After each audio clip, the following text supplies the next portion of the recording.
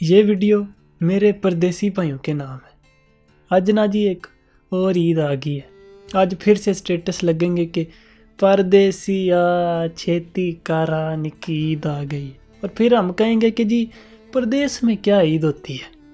जाओ नमाज पढ़ो, आओ थोड़ा मीठा लूना खाओ तो लेट जाओ।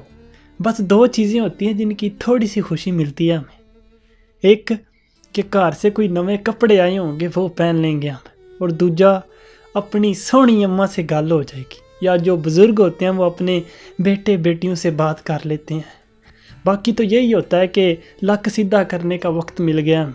तो ना जी परदेसी होने पे कुछ तो फ़ख्र होना चाहिए कि जी हमने अपनी जवानियाँ कुर्बान की हैं। वो हमने केक पिज़्ज़े नहीं काटे, वो हमने सेल्फियाँ नहीं ली जी, हमने कुर्बानियाँ दी हैं।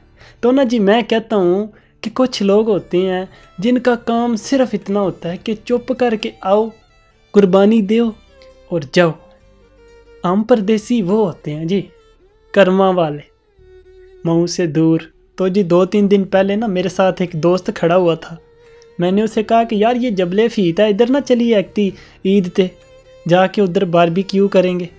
तो उसने कहा चौधरी मसला नहीं, लेकिन तेनू पता है रश बड़ा होना है इन्हां टाइमां च, अल्लाह ना करे करोना बड़ा फैल रहा है, इस वास्ते थोड़ी जी एहतियात करनी चाहिए।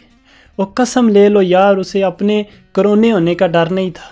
उसे क्या डर था कि अगर ये करोना हो गया ना 14-20 दिन मारे जाने हैं, और वो 14-20 दिन कवर करते करते पता नहीं 4-5 महीने लग जाएंगे मुझे। ये डर के साथ जीना पड़ता है यार इधर। बाकी जी मेरी ना आज 7वीं ईद हो गई है बाहर, और मैं को बड़ा वड्डा शेर थोड़ी हूँ। इधर तो बड़े बड़े वड्डे बब्बर शेर बैठे हुए हैं जिन्हें 10-10 साल हो गए हैं यार, 12-12 साल हो गए हैं यार, और कागज़ नहीं ना बने। बाकी जी कर्मा वाले होते हैं ये परदेसी, एडा वड्डा फट होता है इनके अंदर, लेकिन ऐसे मुंह पे स्माइल लेके जी रहे होते हैं। ओए होए होए। Stay tuned, stay positive, stay creative and use your common sense. आपका अपना उमैर आलम। ईद मुबारक।